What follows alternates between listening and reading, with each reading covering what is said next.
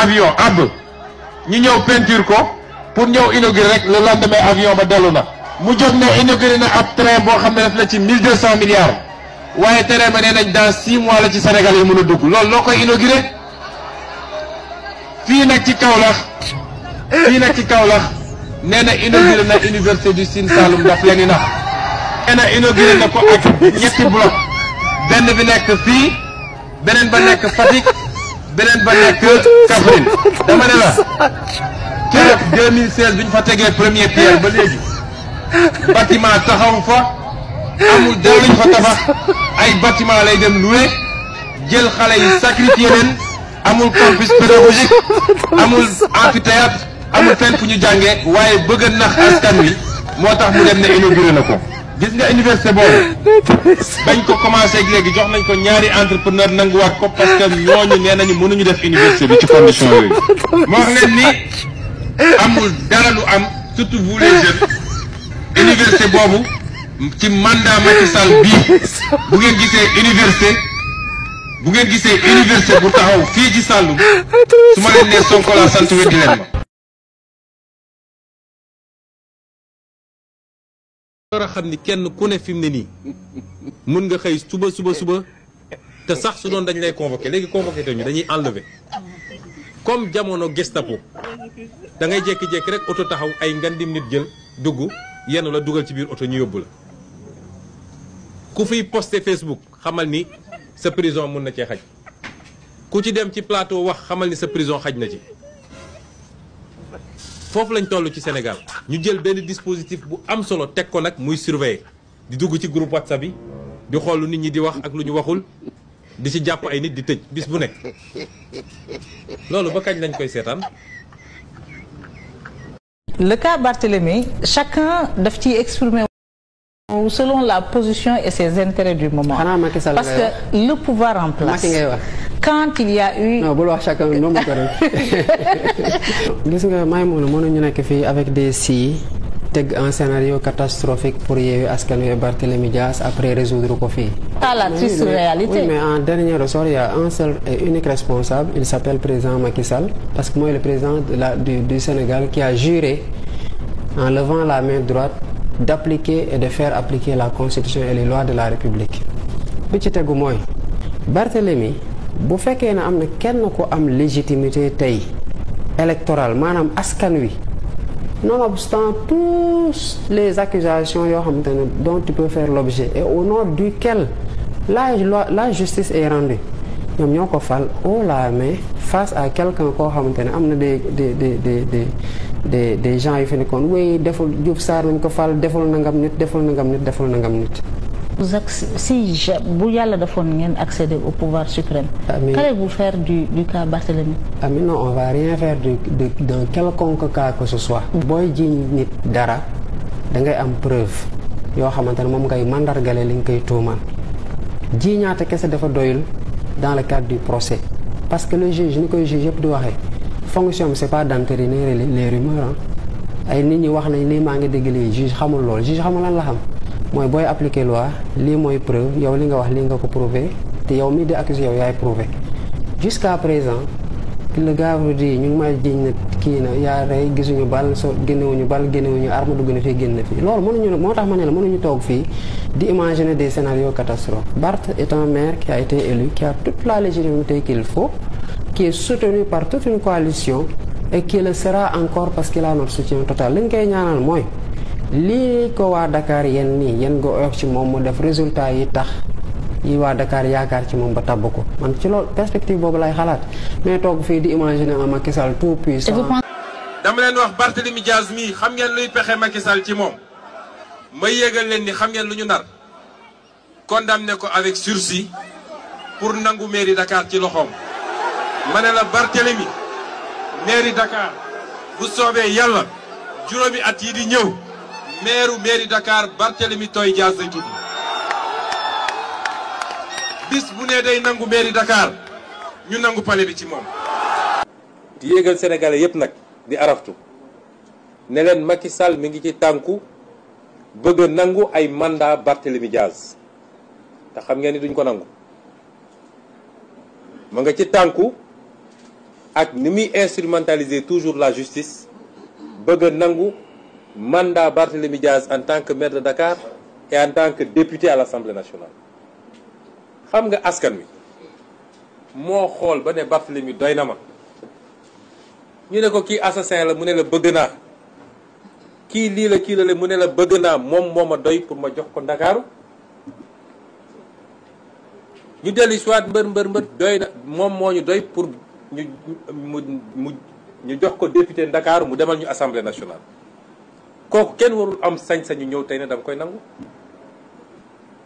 loolu ci violence yi nga xam ne Macky Sall mi ngi koy exercer mi ngi koy. tey ak septembre ak 2050 la ñu yemale dañu bëgg a wax sénégalais yëpp wax ko Macky Sall mooy fi ñu taxaw nii muy mairie Dakar bu soobee yàlla ci juróomi at yi di ñëw di koy jiite Barthélémy Diaz loolu mënul muusa ci waane ak fenk ay pexe ba loolu du am parce que loolu choix wu habitant wu Dakar la. lii ñuy def nii dafa ñaaw ci Sénégal 10 ans nga yor dossier di lambar lambari 10 ans nga yor ko dossier di lambar lambari ba nit déposé le lendemain nga naan da nga koy convoquer moi si j'étais Barthélémy du ma uyu bu dee nag Barthélémy day wuy ji maa ngi wax toute la jeunesse sénégalaise lundi à la première heure ñëpp nañu daje gunge ko ba tribunal bu fa kenn xaj. il est inch'Allah le futur maire de Dakar te dañu nangul lenn lu ko gàllankoor. na ngeen woteel suñu candidat ci ville bi suñu candidat ville matut a présenté ndax def na ses preuves ci politique wane na njàmbarte wane na fit wane na loyauté wane na compétence mooy Barthélémy Diaz te di ngeen gis gestion boo xam ne ute na ak li ngeen xamoon. la Yonent bi defoon keroog bi mu ubbee Màkka ñun loolu la ñu gëm. parce que ku ñu jox réew da nga war a jublu ci liggéey da nga war a jublu ci tabax ak defar waaye xëy su bu ngoon jot di wër kan laay tëj kaso bokk na ci li tardé Sénégal ba fi mu toll nii kon na nga delloo ci sa xel. d'ailleurs ñaata nit lañ fi tëj toog di xaar dem uti ji preuve tey ba pare ne ko yow sa am il faut nga ñëw justifier ko donc une justice inquisitrice inversion du principe juridique universel aussi qui veut que acte incombe probation donc l'accusateur moom moo war a andi la preuve de ces accusations kii ñu ne ko yow danga bari xaalis danga bari alal prouvel. c'est que ces 2 poids 2 mesures là dans le traitement des dossiers day tax ba nit ñi dootuñu amati gëm-gëm ci yoon. lii entraver l'exercice de la justice aussi amul kenn ku nekk ci opposition bi boo xamante ne mën nga entraver l'exercice de la mais à un moment donné les gens au Sénégal dañu am et à juste titre je trouve un réflexe grégaire de protection parce que dañu leen jàpp di leen rendi benn par benn de la façon la plus flagrante qui soit. man maay premier ministre du Sénégal man am naa sañ-sañu en tant que premier ministre ma joxe ay ndigal jox ko ministre de l'intérieur jox ko ministre de la justice parce que ministre de la justice c'est une autorité politique c'est pas une autorité judiciaire bu kenn gëmloo nit ñi monsieur le ministre de la justice dafa am indépendance mënuñu koo def loolu yi man su ma nee ministre de la justice poursuivre Déthié amul sañ-sañ bañ a woo procureur général kooku woo procureur pour ñu poursuivre Déthié. dañu leen jàpp di leen rendi benn par benn de la façon la plus flagrante qui soit. yéen les militants de Agnam. dégg naa am na benn waay buy wër tout le département benn garantie laa leen mën a jox mooy ce sera la dernière élection au Sénégal bu muy génnee sax naan day nekk candidat. bu dee fii nag commune Golf Sud ki fii xëccoo leen fale bu Macky Sall daanoo 2024 dootu leen am maire ndax problème la ñuy am ak justice man maa leen ko wax. pendant le même temps ñuy gis ñuy protéger ay nit quel que soit lu ñu def parce qu'ils sont de l'autre côté. ci suñu nguur benn scandale amu ci zéro scandale du dossier ONAS Cheikh Tidiane Dièye du dossier Azer il y a zéro scandale Azer et je veux féliciter ce jeune. maa ngi leen di ñaan ku la jëkk a reer war na la reerin askan bi le peuple sénégalais lu ñu waxoon ak yéen def nañ ko ba mu jeex na ngeen leen xool bëtu yërmande nit ku deful dara nga tuumaal ko tëj ko par la force toroxal ko njabootam yépp teg ci seen bët yàlla ni patt rek dafa am lu muy def te di ko xaar bu jotee rek yatam dal te buy dal xamul fu muy yem moom yàlla yërëm leen jaami yàlla yi wàcce leen seen bopp ndax ki fexe ba nga falu mu teg la ci barab am na ñoo xam ni bu dee ñoom dañ fiy jaar bu ñu rombee ci oto yéege seen vitre teintée bëgg a def nit ñi jaam te ñoom ñooy jaam ndax liñ leen di fayee ñaqur doomi aadama yi lañ boobu modestie ak simplicité maa ngi leen koy ñaan. après ma woo ko man tax nga def lii mu ne maman fii kat koo fi laajte ñu ne jàpp nañ ko koo fi laajte ñu ne jàpp nañ ko comme Lido mu ne ma dëkk bi koo laajte mu ne jàpp nañ ko gis que dem nañ ba nit ñi kon loolu defe nañ ni kon droit la wala devoir la boo xamante ni koo xamante ni kii de dafa gis sama doom bi statut bind ni dëkk bi comme Lido après ma woo ko man tax nga def lii mu ne maman fii kat koo fi laajte ñu ne jàpp nañ ko koo fi laajte ñu. Où est le président de la République pendant ce temps-là? Il n'ose pas sortir et parler aux Sénégalais. Mais il peut prendre son avion de luxe qu'il a payé à 60 milliards. 60 milliards aurait réglé probablement le problème des inondations. Pour aller dans des colloques en Suisse ou je ne sais où, escorté par des mirages. Et il se donne le luxe, en plus de ça, de se faire des selfies dans son avion de luxe. Pendant que le peuple est en train de mourir. Je suis désolé de le dire, il n'y a pas de président de la République au Sénégal.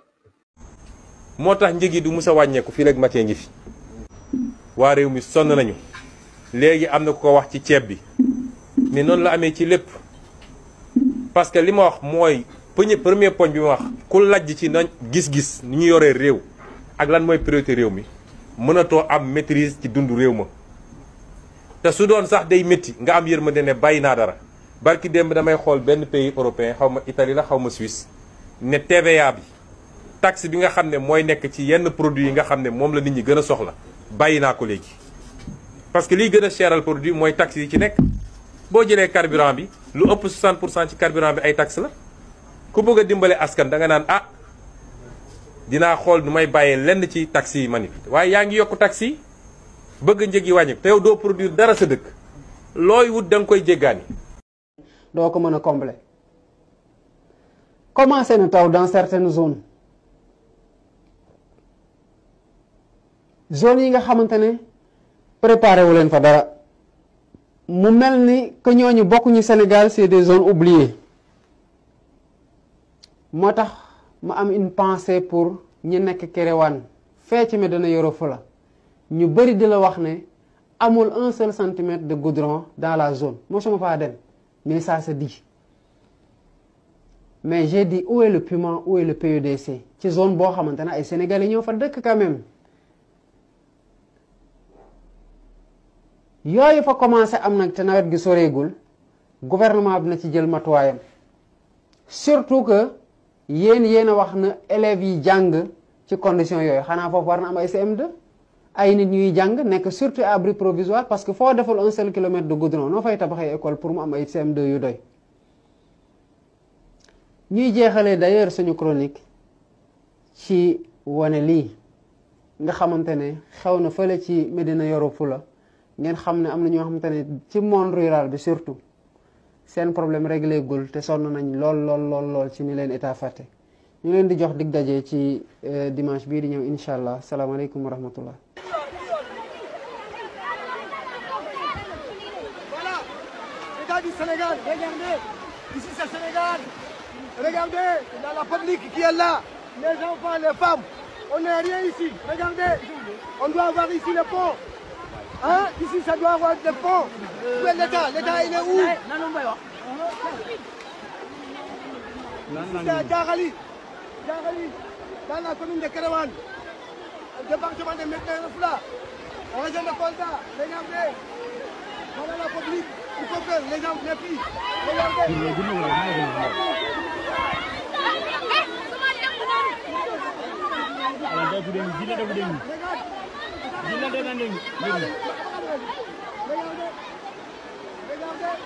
Regardez les gars du Sénégal. Nous voulons que vous nous aidiez ici, le pont. C'est la rentrée du village et la sortie. Il n'y a qu'une seule sortie, il y a une seule entrée. Ici, on doit avoir du pont. Merci. On doit demander ça à l'État du Sénégal qui nous aide ici. Merci. 60 milliards pour yow kese nga dem jënd avion xam ngeen 60 milliards ñaata lits de réanimation lañ ci mën a am 60 milliards mun nga ci am 2000 lits de réanimation 2000 lits de réanimation daanaka tey suñu amoon 500 lits de réanimation rek coow lu du demee nii parce que ku am problème bi rek mun nga am tout de suite prise en charge ku ci am cas grave rek mun nga ko am 500 lits de réanimation rek suñu ko amoon nga ne tey 59 lits de réanimation la ñu am 40 yaa ngi Dakar 19 yi ci des dañu séddale ci dëkk ci kii bi te yu ci bëri ce n'est pas opérationnel ça c'est un crime contre le peuple sénégalais li ñuy def c'est un crime non assistance à un peuple en danger exposition d'un peuple ba pare ci jamono jooju yow yaa ngi gundaandaat ak noos. bu ma ko doon teg Sénégal. waaw Sonko Koungheul lay seet kuy jël premier. mais troisième position moom Mara lay def. classé jox ma classement 5 ñi dàq fen Sénégal kon. ci suma xalaat. waaw Ousmane Sonko. premier. Koungheul. deuxième. Mara Niass. troisième. Cheikh Bara Ndiaye. quatrième. Babacar Touré. cinquième. Mass Mboup. sixième. waaw pour man ñi ñoo dàq fen ci réew mi. suma xalaat la nag mën naa jóg mais li naa xalaat. xalaat nga ni ñii ñoo dàq fen. ci réew mi waaw wax dëgg yàlla. surtout Babacar Touré est-ce que du jël place yu Koungheul. parce que Babacar Touré fenkat bu sérieux la moom day fen intellectuel yi maanaam fen ci xam-xam Babacar Touré day jël dëgg technique. li ngeen di dégg ñu naan caisse noire xam ngeen caisse noire. caisse noire suñu programme la wax ne suñu programme su dee ñun ñoo am majorité assemblée caisse noire nga jël 17 milliards voteel ko benn nit ne ko nag kenn du la contrôler yaa ko moom.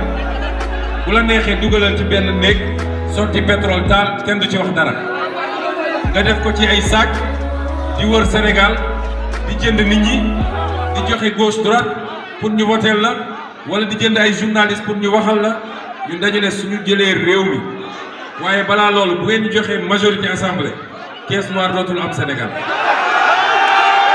Ce que la CENTIF a fait, c'est une commande politique exécutée. C'est ça la réalité.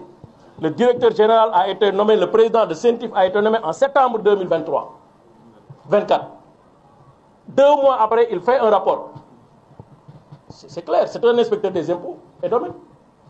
On sait très bien ce qui se passe dans ce pays. Il y a une gouvernance de la fiscalité.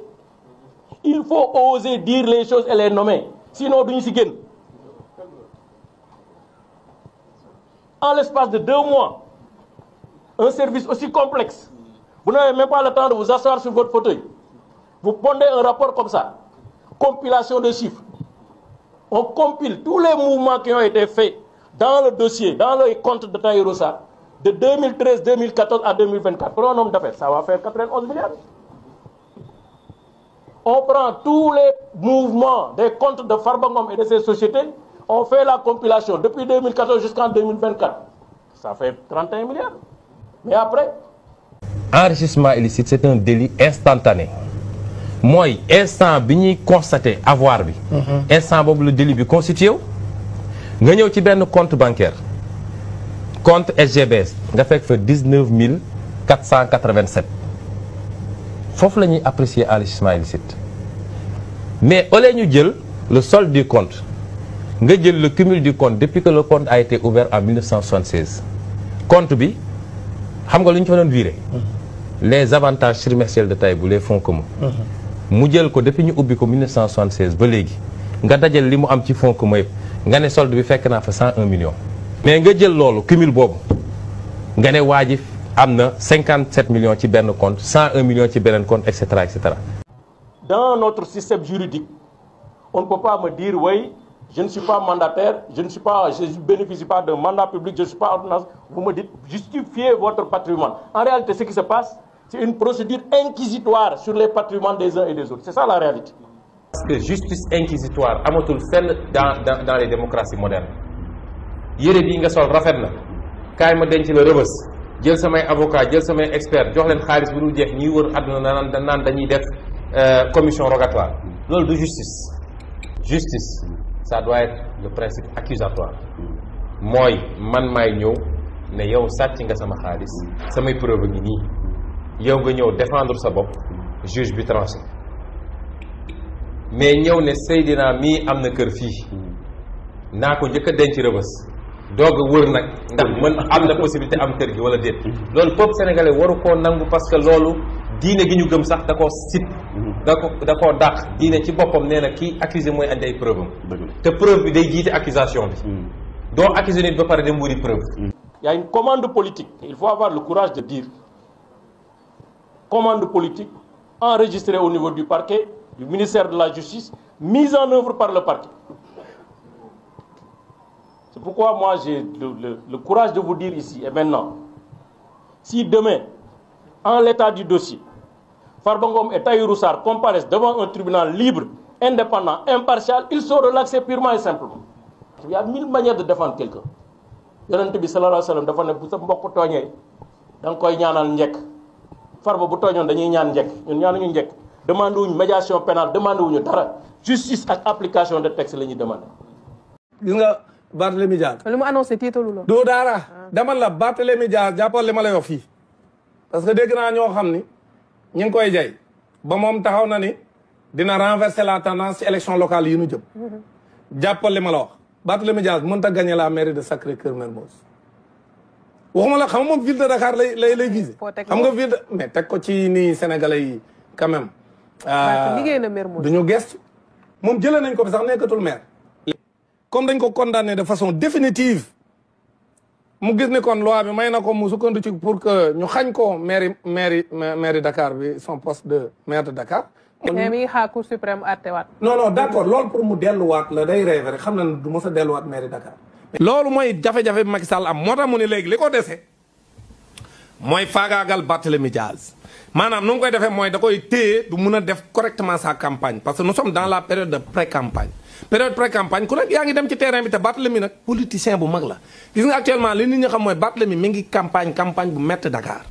pré-campagne bi mi ngi koy def correctement parce que nit ko am fit la léegi nag gis nañ ni kii sondage yi wane na ne partout boo demee dans les contrées dans les différentes communes d' arrondissement da ngay gis ne Barthélémy dafa am sympathie bu élevé waaw Barthélémy Dias deful dara dañ koo tiit dañoo xam ne bu ñu demee élection Barthélémy da leen di fët yu metti loolu moo tax ñu ragal ko di ko jéem a nag bloqué pour du mën a campagne du def pré-campagne am correctement ba na bloqué ko pour du mën a dem ci élection présidentielle yi correctement maintenant loolu bu ñu ko defee pour tuuti néewal dooleem xool ndax daan ko mën a gagné léegi boobu ci loolu lañ nekk fi mu toll nii moo tax ñuy utiliser le procès pour mën a faagaagal Barthélémy Dias pour wàññi dooleem à Dakar bu ñu demee ba loolu sottiwul Dakar waaye votel ko ñu daal di dem à un procès boobu dañ koy tëj bu ko defee mën a day confirmer condamnation pour mën ko révoquer loolu lañ bëgg dañoo bëgg bu ñu demee ba néewal dooleem ba gañe ko pare ci dossier bi suñ néewalee dooleem te taxul ñu gañe ko ba mu gañe ñu amaat toujours mooy l'épée de Damoclès ba lay wax maanaam teg ci kaw ndoddam loo xam ne tôt ou tard bu ñu demee ba ñàkk pexe daan fa mën a jaare pour nang foqati Dakar parce que mag li leer daal mooy dañ koy jaay doole dañ koo ragal waaw langaamu dafa métti nag dafa métti c'est dur. dafa yàlla na yàlla yërëm rek.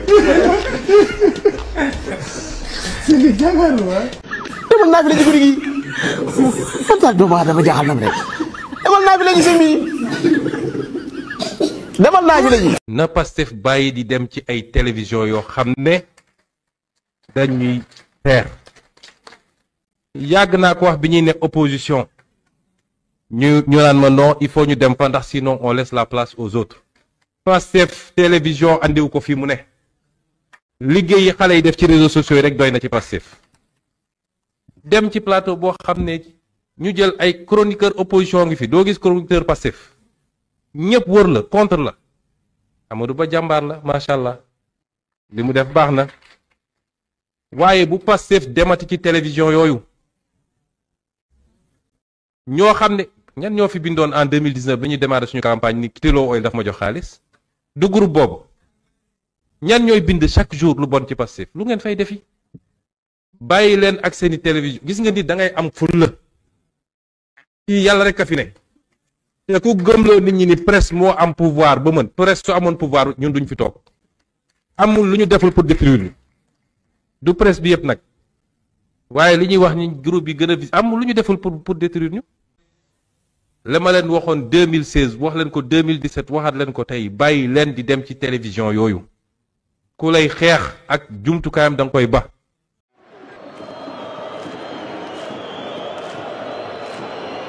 suñu digganteeg Futurs Médias defe naa problème bu tax ñuy wax mus cee am ndax amul fenn fu ñu fa Futurs Médias invité defe naa semaine bële rek moom mi El Hadj Malick mu ngi fi woon di def ay plateau ci Futurs Médias suñuy communicateurs yëpp ñi ngi ñëw di fekkee ñu leen di invité ci émission yi muy rajo bi muy télé bi donc am na loo xam ne nit ñi ñoo ko eggal fu mu eggul waaye groupe de presse bu nekk nag am na yëg-yëgam am na lu ñuy wax ligne éditoriale am ñu war a respecter groupe de presse bu nekk ci li nga xam ne mooy ligne éditoriale am te mooy tutam bu la presse bindalee lu baax nga tàccu waaye ëllëg bu ñu nee lii demeewul noonu rek nga jug ne tey ma rey leen loolu ñun sant ñu ko kenn te presse boobu su amuloon tey man du ma taxaw fii di wax ak sénégalais ba ñu mën maa dégg ndax am na ay jamono yoo xam ne benn média moo fi amoon média d'état Soleil moo fi amoon ci journal RTS ci rajo ak télé bi ñoom ñaar ñoo fa amoon tey suñu demee ba yàlla may ñu am lii ba média privé yi mun a taxaw lu baax la ci démocratie ndax wóor na ma fii soo duggoon fii GFM gëm naa ni kenn ku nekk am nga sa opinion te journaliste moomeewul di fësal opinion am waaye wóor na ma ni ñu ci bëri boo xooloon seen biir xol bu bëri bu baax a baax peut-être ñun ñoo ci nekk kon ñu moytu di jaawale mbir yi ba muy andi yenn comportement yi moo taxoon ñu ñëw masawu leen waaye it profité ci lancer un appel en tout cas képp koo xam ne ñun nga déggal wala ñun nga àndal buñ la mës a déggati ñu ne yaa ngi dal ci groupe de presse loolu daal moo taxoon ñu ñëw dalal ñu dalal bu rafet nag waxtaan nañu waxtaan bu xóot a xóot defe naa yu bëree bëri baaxoon nañu gisee ci anam gi ñu leen di gërëm di leen sant di leen jàllale ci suñu nuyoo ci PCA groupe bi muy monsieur Youssou Ndour di ko rafet di ko jaajëfal ci effort bi mu def pour taxawal loo xam ne dina créer ay emploi fii biir Sénégal. Les groupes de presse ne peuvent pas être notre adversaire et les groupes de presse font leur travail et couvrent simplement une actualité. Chaque groupe de presse a une ligne éditoriale et ça c'est valable dans tous les pays du monde qu'il faut respecter. Mais au-delà, je ne vois pas en quoi un groupe de presse peut être constitué un danger au respecter la presse, de la laisser exercer librement son travail, puisque tantôt on peut en avoir contre tel organe de presse parce que la manière dont telle ou telle information a été donnée n'est pas en votre faveur, et tantôt on applaudit parce que c'est le contraire. Et donc nous devons tous nous élever au-delà de ces contingences et comprendre que la presse exerce un métier de service public et que s'il n'y avait pas cette presse-là, je ne serais pas là en train de parler aux Sénégalais. Au-delà, c'est des citoyens sénégalais, des citoyennes sénégalaises qui travaillent ici. C'est des investissements assez importants qui ont été consentis. Il faut qu'on prenne compte de tout cela et qu'on comprenne que parmi ces citoyens qui travaillent dans chaque groupe de presse, il y en a forcément ici même à GFM qui, même s'ils ne peuvent pas exprimer ce sentiment, sont favorables à Ousmane Sonko, comme il y en a d'autres qui sont favorables à d'autres acteurs politiques. Et c'est cela. Parce que ñi egsi dañ ni li ñu njëkk a bëgg mooy demal seen bopp man nag foofu laay interpeller le premier ministre Ousmane Sonko ñii li ñu téye 300 milliards moo doon projet bi yëpp am na lu ñu ci jot a def donc supposons mu des 100 milliards wala 150 milliards loolu bariwul ñun am nan benn sénégalais benn bu yor plus de 1000 milliards yu nu moom ci comptam. am na ñoo xam ne seen benn compte rek seen benn compte rek fekk nañ fa lu ëpp 1000 milliards. premier ministre yaa ni ñu am na ku yor 1000 milliards lu ko ëpp ci benn compte. am na ñoo xam ne seen benn compte rek seen benn compte rek fekk nañ fa lu ëpp 1000 milliards. 1000 milliards lu ko ëpp ci benn compte. ñun faale wuñ Trump jëlil loolu.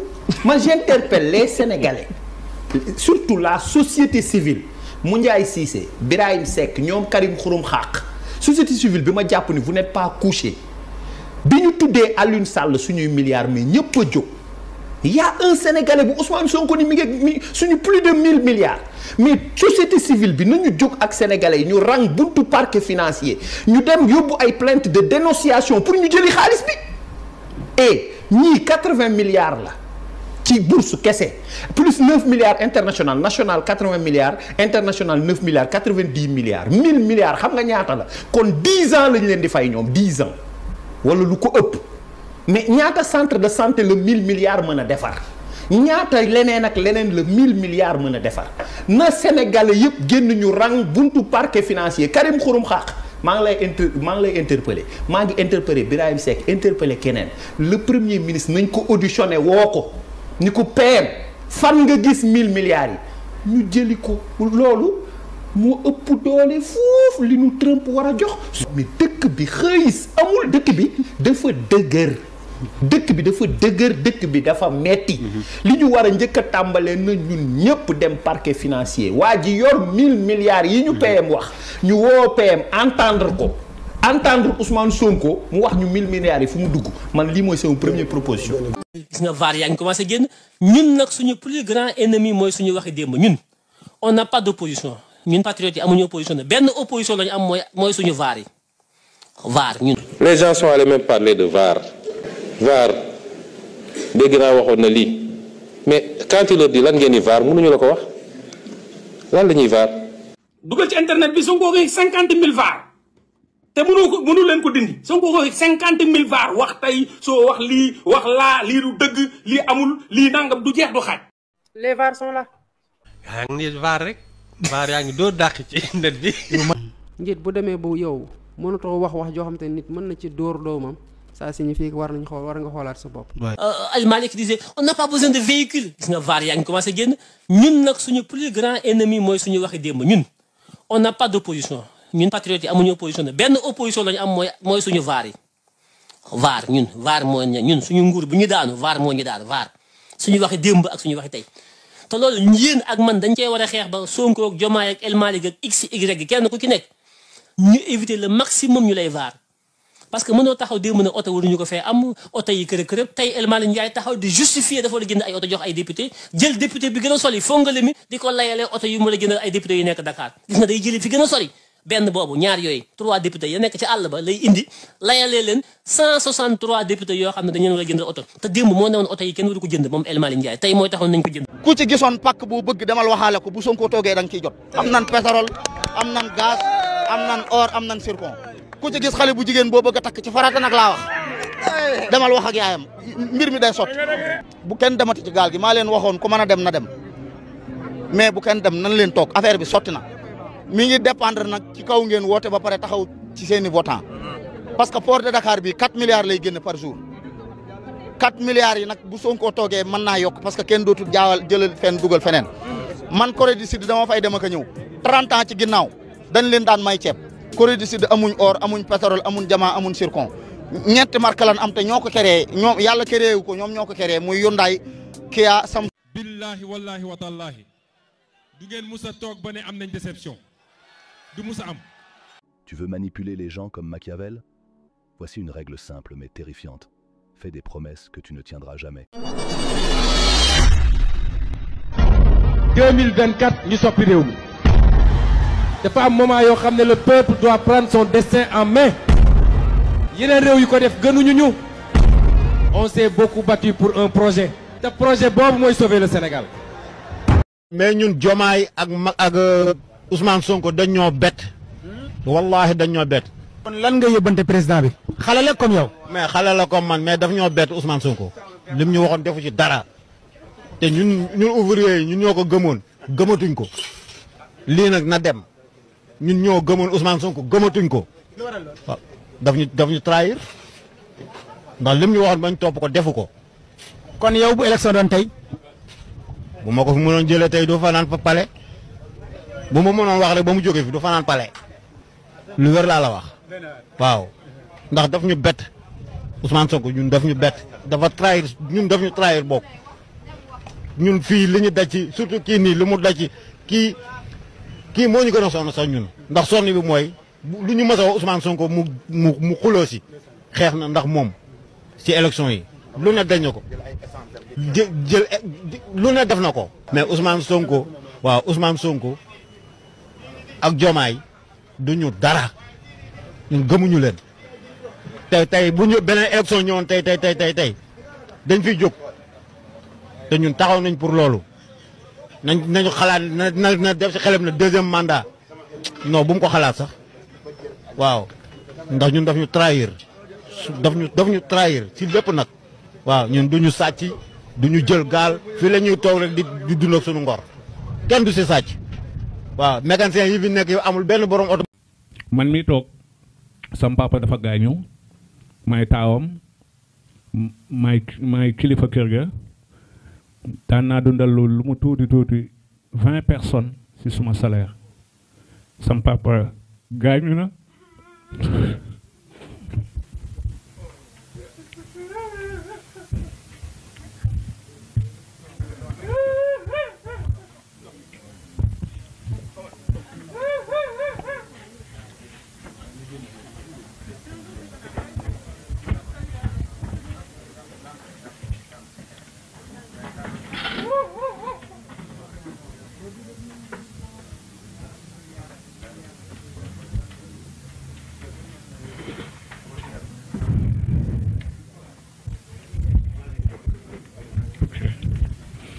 waaw boobu affaire yi demee noonu man sama këru famille la am naa soxna am naa ay doom ma yàlla dimbali ma maa ngi suturlu ma dem jël suma beneen appartement dafay 200 000 yóbbu sama doom ñuy doon jàng privé ma teg leen ci condition yu ma leen war a teg mais peut-être benn jour la ñu ñëw dindi sama CD yi toroxal ma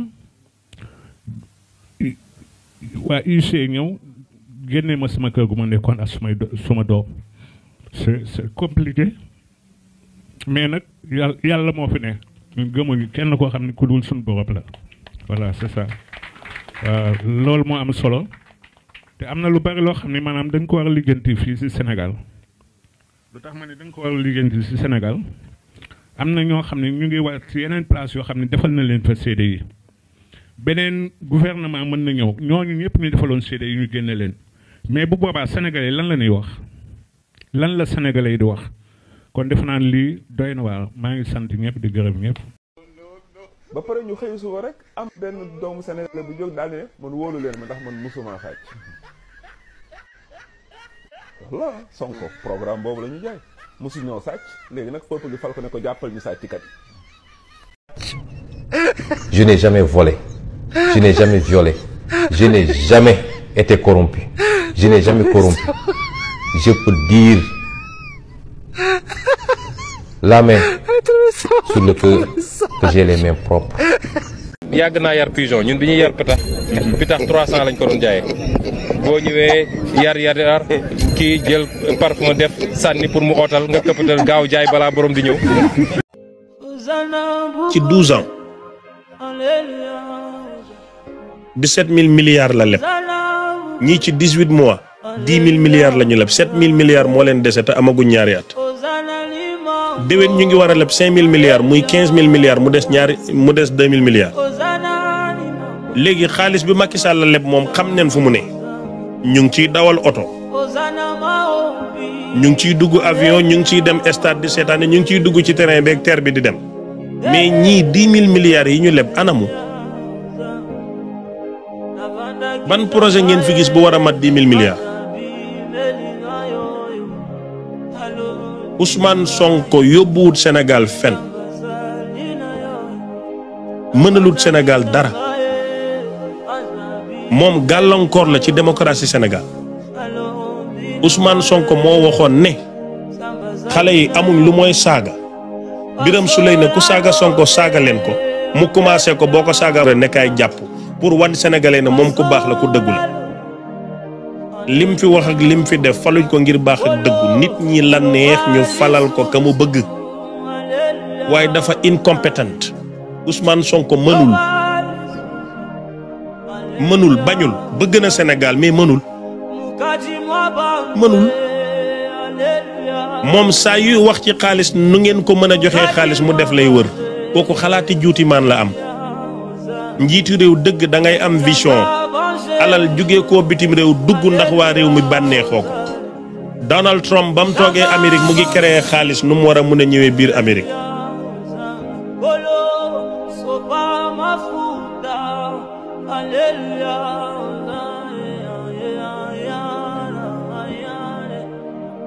léegi nga gis ne mënul non suma ay modérateur baal leen ma tey jéggal leen ma ko bu leen miite kenn maa leen ñaan loolu li ngeen jot a miite baax na duggalaat ci miite ngeen génneel ma ñëpp damay bëgg di wax ñuy xataraayu ma koy liir ñu xam ne maa ngi koy liir ba pare may gën a wax te duñ déstabiliser loolu moo may neex bu kenn miite yéen ñi war a bind leen te na ngeen yëg ne ay vers la rek waaye maa ngi gis waa génne leen ñëpp waa demmiite leen ñëpp bind leen ñëw leen dama wax ma ne Ousmane Sonko mënul xamul xalaati juuti maan la am te moom Ousmane Sonko dafay bloquer démocratie Sénégal fii la toog sosal ay kilifa ay gor ñu di ko sosal mu toog naan day métti dafa am doom moom ba muy saaga nit ñi ak di leen wax lu bon dafa fàtte woon ne moom am na doom xana ñooñu am neen doom waxkat bi dafa wax ne li nga def rek leen lay def waxkat bi wax ne karma dëgg dañu toog tabax nañu seeni pipeline fële ci géej ga ci océan ba def pipeline buy duyal bateau yi war a yóbbu ñoom bitim réew. commencé nañoo yuqi. defar nañu pipeline ba pare ma foog ne dañoo trouvé exploité guñ. dama ne la tabax nañu pipeline yi ba pare ba li war a yebal bateau duyal bateau yi yóbbu ñoom nga xam ne ñun Sénégal maa ngi yow fi ñu toog du ñu xam ci géej ga la ñuy taxaw ñu duyal leen ñu dem ak pipeline bi war a andi biir réew mi lépp defar nañ ko ba pare te amul sénégalais bu la mën a wax tey suñu pétrole nu mu demee. luñ ciy am luñ ciy gagné ak yu demee noonu. Sénégal bokk na léegi ci réew yi nga xam ni am nañu pétrole Woodside di ab opérateur australien bokk tamit ci ñi nga xam ni ñoom ñoo nekk di wër pétrole bi ci Sangomar nekk ci waaxu Ndakaaru yi ñoo ko xamle tey jii ginnaaw bi ñu génnee baril yu njëkk pétrole ci sunu réew ñu jàpp ni bés bi bésu taarix la ci Sénégal ak Woodside bu ñu sukkandikoo ci McOnell moom mooy njiitu Woodside ñu xam. waaye nag dama ne boo waree sab gone ci kër gone gi ay lool. lu mu la wax bëccëg guddi mu daj lu mu la wax guddi bëccëg mu daj gone googu bu xëyee rek ne la bàyyi soppiku na balaa nga naan ko naam di nga tey tuuti. yonent bi nee na ku bëgg a xam ndax naa fekk nga wala déet mooy koo xam ne lu mu wax ay fen la ngeen baal ma Sénégal boo waxee léegi ñu naan nag ma baal ci kàddu gi fen sax ëpp na mais ku waxul dëgg wax fen rek la amul beneen tur noonu rek la tudd bu ñu kenn rey fen rek la tudd.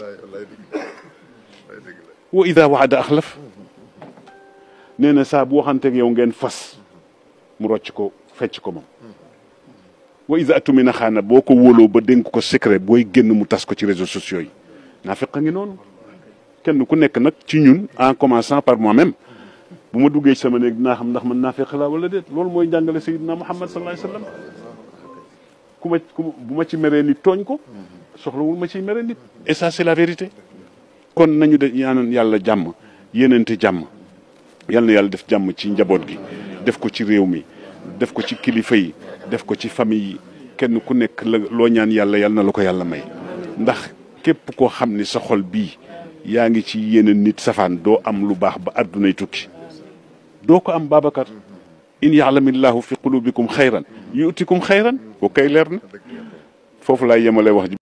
fen mooy bàkkaar bi nga xam ni moo gën a rëy ci bàkkaar yi bu ñu boolee bàkkaar yépp dajale leen teg fii bu fen ñëwee ñoom ñëpp ñu daw ndax moo leen gën a garaaw moo leen gën a. Et aujourd'hui, si notre monde est malheureux, si notre monde est dans une telle situation, c'est qu'on triche, on ment. Nos chefs d'État mentent. ba ñu nee Sénégal am na pétrole balaa ñu naan la ñu jaay pétrole. kilifa gu ni toll waroo mën a taxaw jàkkaarloog askan wi di wax loo xam ne leer na ni bi nga ko wax loolu amut loolu Afrique rek lañ ko ñeme boo ko defoon Europe wala nga def ko feneen doo fanaan en tant que premier ministre. ndax bu doxul suñu échec la ñun ñëpp dinañ ma ci tudd nañ ci tudd président Diomaye waaye dañ ne ah yow de yaa fi woyoon tàgg gars yi ne suñ leen joxee réew mi gis nga fi mujj kenn ku ne suñu responsabilité la. Adji Sarr wax na fa juutal nañ maag baaraam nañ maag dañ maa sëyee ginnaaw ak fu ñuy jaayee jigéen kay amul violé fu ñuy jaayee jigéen kay njëg gi ku ko am xéwlu maanaam fépp foo xam dañ fay jaayee ay jigéen te Sénégal jaay fi jigéen terewuñ ko fi parce que jigéen ñi jaay seen bopp ci mbedd mee ngi ne xuus.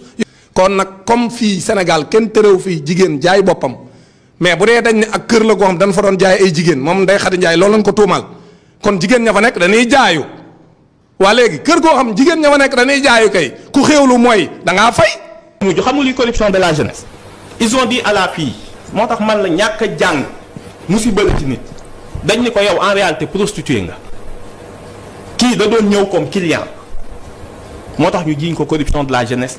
qui disent que Ousmane Sonko dañ ko war a convoquer et puis beaucoup ici dont ñenn ont traité les magistrats de lâcheté dañoo lâche devant les kii de Ousmane Sonko ñoom ñëpp a waaf pourtant kenn du leen convoqué. moo ko fii Omar Maham Diallo est un lâche. te fii kuñ fi génn léegi nii ni magistrat yi ay lâche lañ dañoo toog noppi te kenn du la jàpp. moo commencé ko ci Omar Maham Diallo moo ko fii Omar Maham Diallo est un lâche. Omar Maham Diallo est un lâche. Maham Diallo xam na ni moom fen na fenal na boppam fenal na justice fenal na askan wi yëpp. dafa am wax yoo xam ne bu génnee ci làmmiñu kilifa askan gi mu jiite war naa jaaxle. am na ñoo xam ne seen benn compte rek seen benn compte rek fekk nañ fa lu ëpp 1000 milliards. te yàkkam duule Cheikh ana suñu 1000 milliards. document boobu ay fen la ci kaw chaîne lañ ko fekk tiire document boo xam ne c'est falsifié jox ko rek mu ubbi làmmiñam. bi mu xamee ni wax jooju nag am na fu mu egg Sénégalais yi loolu la ñuy wax di populisme politique mooy nu ma koy waxee ci wolof mooy Diallo Diop bi ñu koy waxee populisme mooy ma riirandoo wala essayer wax li nit ñi bëgg a dégg rek pour nax leen ba wëlbatiki leen ba am li nga bëgg.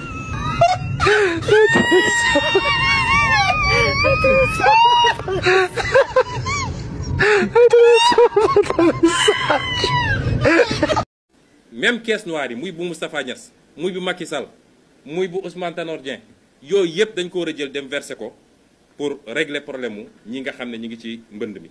yéen doo leen nekk ay nit yéen xam waa yéen. mais ñi bëgg a def rupture ci seen biir dafa am ñaar dafa am ñoo xam dañu bare riir mais mënuñu yor tous comme kii ay violence lañ fiy wax ay wax yoo xam ne suñu waxee lii tey suba ñu wax lële. ñooñu c'est un risque de leur donner le pays c'est des aventuriers. pare guñu dañu war a xaar. c'est ça la réalité. comme nga bañ ko non. mën nga am doole politiquement ba pare woo pour diriger réew. mais dañuy waxante dëgg. c'est la réalité. le combat. moi je suis d'accord. mais c'est ça la réalité. Sénégal fii mu toll war a jóge pays boo xam ne bii dafa pauvre. pauvre je veux dire. ci politique bi ñu ko defaree. pauvre endetté. nga war a jóge foofu nekk un pétrolier. nga jël ko teg ko ci loxo yoo xam ne dañuy jàng liggéey. ah man de du ma ko def. yow. ñu leen di apporter suñu solidarité boo xam ne amul fu mu yem di ko apporter it président Bougane Gueye Dany mi nga xam ne attaqué nañ cortège am démb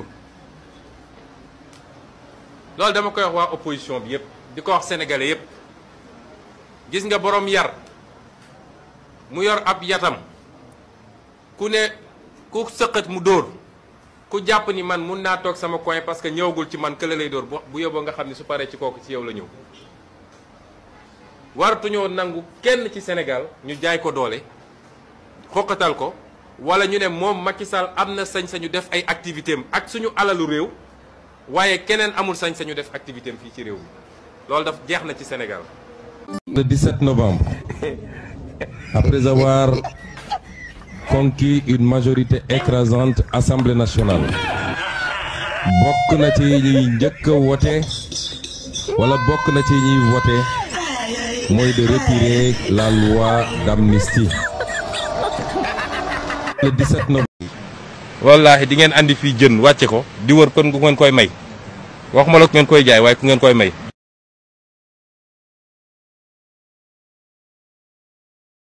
le maire Barthélémy Dias nit ku baax nit ku jub nit ku bëgg Sénégal un digne fils du Sénégal et de Dakar ndax mënoon na ne affaire bi Wakaam la man sama mairie fii la waaye dafa dem jàpp ci ba tey moo leen fat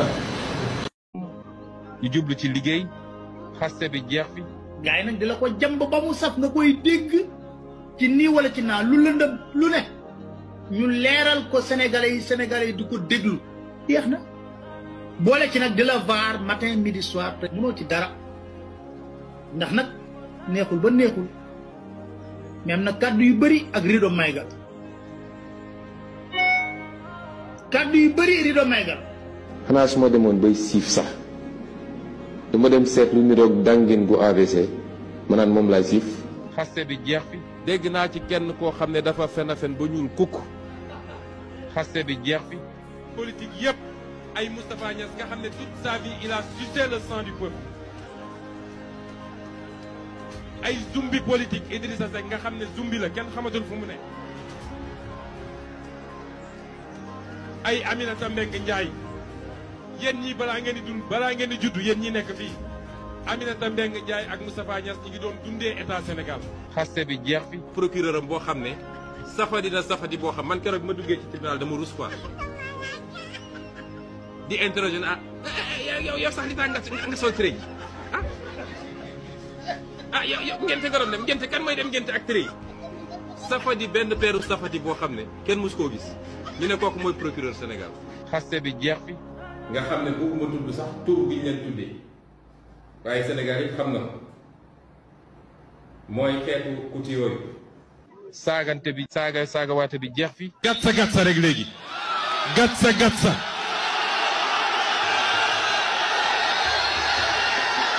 gatsa rek. saagante bi saagawaate bi jeex fi. saay bu mbubboo diine li ngi ci. dégg ngeen barki démb kenn kuy wooye boppam kilifa diine. nga xam ne peut-être ñi fi gën a jeune du ñu xam histoire am. mooy koo xam ne lu mus a nekk complot ci Afrique ak lu mus a nekk complot ci Sénégal loxoom a nga ca. bu mu demee Niger di fa def yëfu saay-saay ba ñu jàpp ko fa. torture nañ ko fa lakk nañ fa ay affaire am. saagante bi saagawaate bi jeex fi. Amady Diouf man maa ko wax les actes qu'ils ont posés sont des actes lâches qui n'ont rien à voir avec l'exercice de la profession de magistrat. sosalaate bi jeex fi. Amadou Ba mënuñoo yab de ndax dañoo bokk di liggéey yàgg naa jël lu mu warul jël ma ne ko tegal ci suuf. sosalaate bi jeex fi. une affaire grave de détournement qui concerne Mamour Diallo directeur des domaines et membre éminent de l'APR qui n'est pas à son coup d'essai parce qu'il a été épinglé par d'autres rapports notamment l'IGE, la Cour des comptes. Une affaire de 94 milliards, imaginez-vous. 94 milliards. Sosalaate bi jeex fi. Qu'il y a eu effectivement un projet pour doter chaque député de 10 millions de francs CFA. Le président Moustapha Niasse ici présent est très bien informé de ce projet. bu ñu indee alxuraan fii ma teg sama loxo ndey joor te dama yore njàpp ne mosuma yëg fu ñuy préparer 10 millions dokk ay député mosuma ko dégg ba tey jii ma toog mosuma ko dégg dama ne non pardon dama ne pardon mosuma ko dégg mosuma ko yëg mos a dugg ci sama nopp mos a dugg ci sama yuur yëguma ko. sosalaate bi jeex fi. dama bëgg mu leer ci bopp sénégalais yi Macky Sall dafay porter agenda góor jigéen loolu lay défendre loolu lay porter. sosalaate bi jeex fi. bi ñu eggee ci mois de mars bëri na ci yéen ñii waa APR yi yu doon wër suñuy kër naan dimbale leen ñu dañoo bëgg a transhumé ba ci Mame Mbaye Niang moomu yor làmmiñam di wax fu ne wër na fa dem gisi samay nit neen wax leen ak Ousmane Sonko man damay transhumé. sosalaate bi jeex fi. dégg ngeen démb ab ministre ñu interpellé ko ci scandale 29 milliards mu weddi ne moom benn rapport épinglé ko waxul dëgg waxul dëgg. Il a été épinglé par le rapport de l'IGE. mun naa leen liiral passage yu bëri. soo demee Ila Touba ay chinois rek a fay liggéey dégg naa seeni prisonniers la ñuy jël ñëw di leen liggéeyloo moo tax ko ci dee sax ñu gaaw lakk la. parce que sénégalais léeg-léeg dafa neex a nax damay ragal ni niñ doon naxee suñuy maam nee nañu tubaab. bi ngeen ñëwee da ngeen inauguré TER laa ne bu Macky Sall duggee ci TER bi dem Diamniadio bu dellusee santatuma Sonko. FMI du xaritu Sénégal. Les bailleurs bilatéraux duñu xaritu Sénégal c'est des gens qui gèrent des intérêts et am nañu seen fulla pour défendre intérêts yooyu bu ñu lay jox sa xaalis seen xaalis dañu lay wax fu ñu bëgg nga dugal ko pour mu mun leen jëriñ. xam ngeen luy TER li mu waxoon sax du ko def ndax dafa ne woon TER bi su paree dina mat 58 kilomètres wala 53 kilomètres diggante Dakar ba Diass. fi mu ne nii TER bi xam ngeen fu muy yem Diamniadio parce que tubaab yooyu ci seen bopp ñiy gérer autoroute bi ñoo ko ne duñu nangu TER bi egg ba Diass parce que su eggee Diass autoroute bi day dee. président de la République boo xam ne chaque jour soo xëyee dañ lay jox ay commandes yoo xam ne ci tubaab yi lay jóge nga topp di daw. fermement. Pastef moom takk jabar ngénte ci lan ne. ñëwuñ ci leneen